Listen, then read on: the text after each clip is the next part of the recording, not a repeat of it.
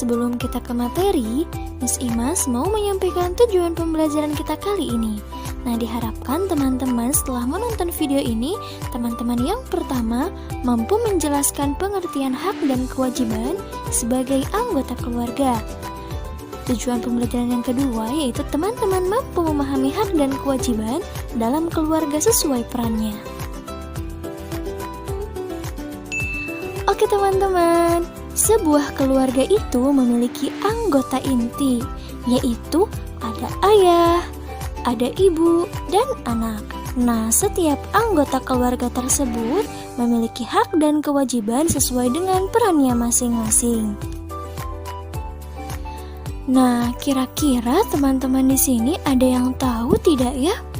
Apa sih itu hak dan kewajiban? Oke, betul banget. Hak adalah sesuatu yang patut, atau layak, atau pantas, atau harus kita terima dan kita miliki. Sedangkan kewajiban adalah segala sesuatu yang harus kita laksanakan dengan penuh tanggung jawab.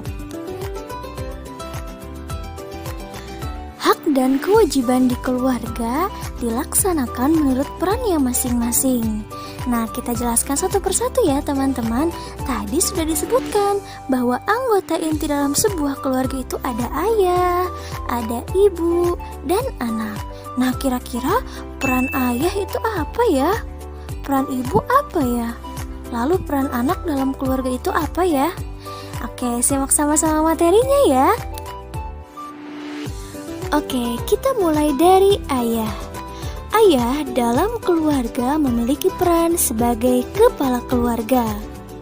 Kewajiban dan tugas ayah di keluarga adalah yang pertama, mencari nafkah, yang kedua, melindungi keluarga, yang ketiga, menjadi imam yang baik, yang keempat, menjadi panutan seluruh anggota keluarga, dan lain-lain. Nah, sedangkan hak ayah dalam keluarga itu adalah yang pertama, dihormati oleh anak-anaknya, yang kedua, disayangi oleh anak-anaknya, dan yang ketiga, ayah juga berhak dibantu oleh anak-anak jika ada kesulitan.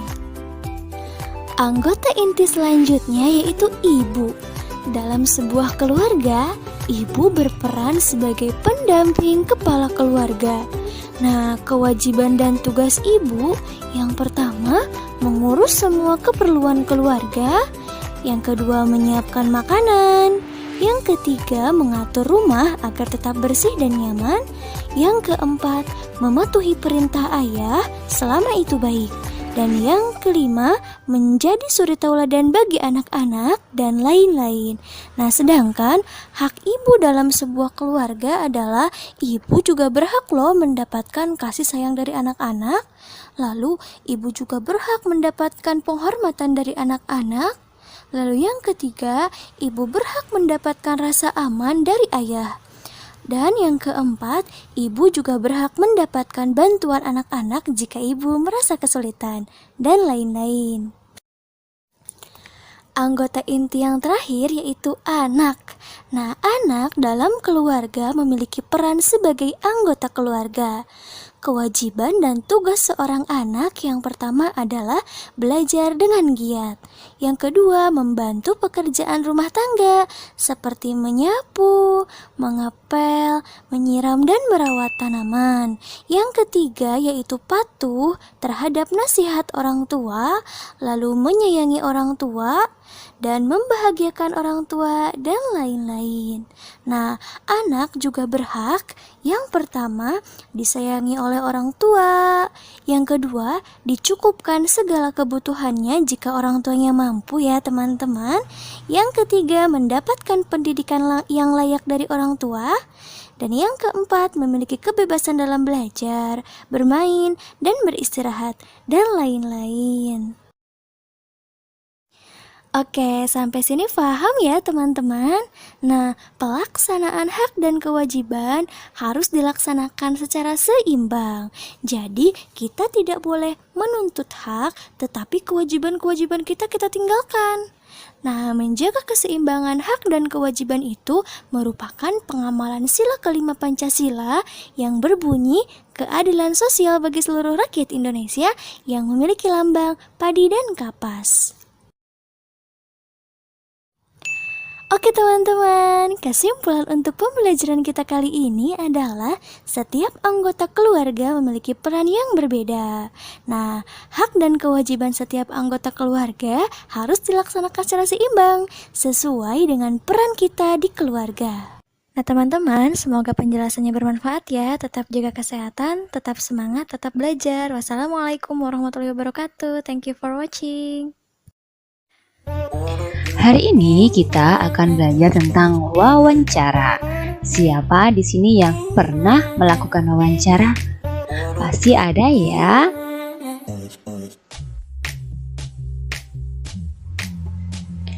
Nah, wawancara sendiri itu apa ya?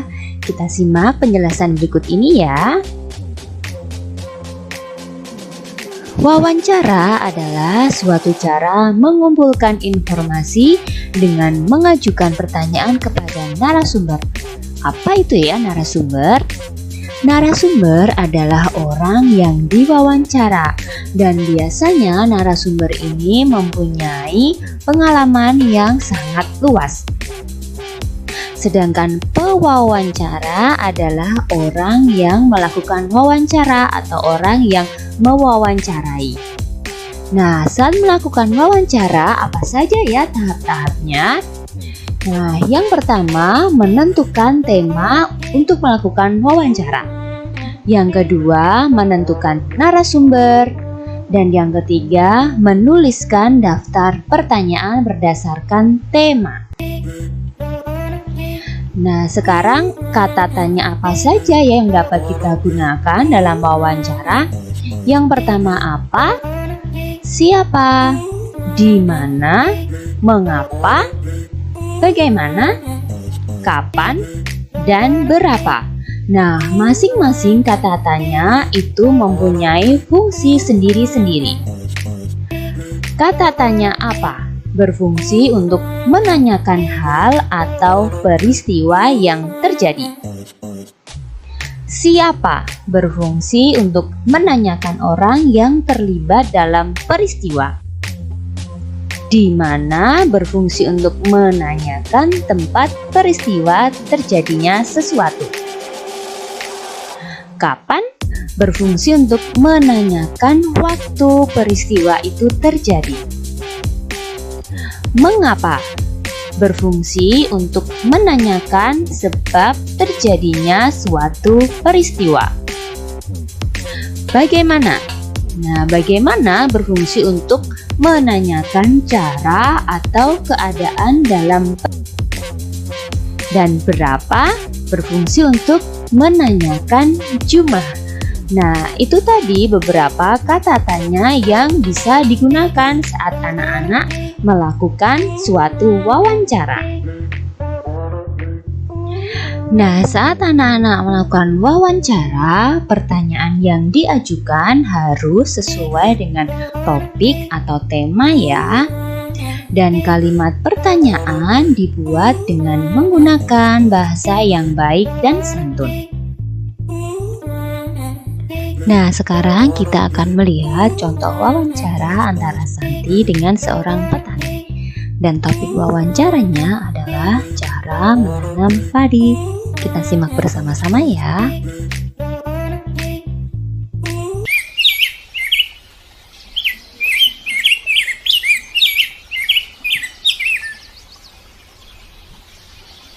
Selamat siang, Pak. Selamat siang, Nak. Perkenalkan, saya Santi. Bolehkah saya mewawancarai Bapak tentang cara merawat padi? Oh, tentu boleh. Mulai kapan Bapak menjadi seorang petani padi? Saya bertani kurang lebih 10 tahun.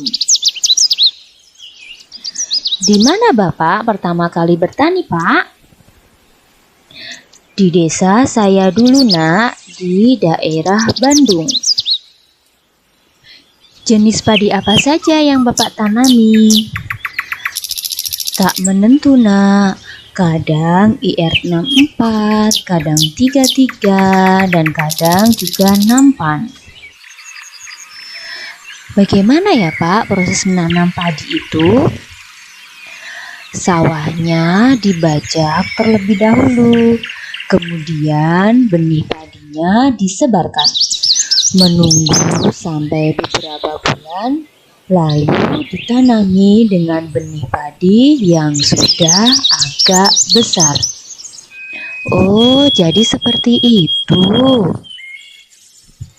Berapa lama ya Pak waktu padi kita bisa panen? Ya, kurang lebih 4 bulan. Apakah ada hama Pak yang suka menyerang padi di sawah? Tentu ada, Nak, yaitu woreng, ulat, dan juga kadang-kadang keong. Mengapa Bapak memilih padi? Ya, karena di sini adalah daerah yang cocok untuk menanam padi. Bagaimana cara Bapak mendapatkan hasil panen padi yang baik, Pak? Nah, Nak, saya merawat padi dengan sungguh-sungguh, memberikan pupuk dan juga memberantas hama.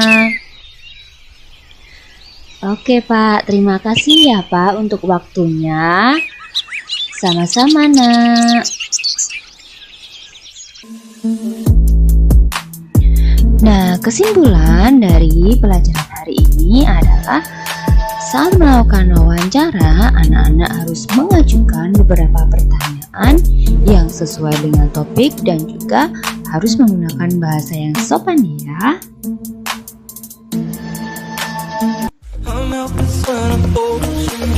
Nah, demikian pembahasan materi tentang wawancara.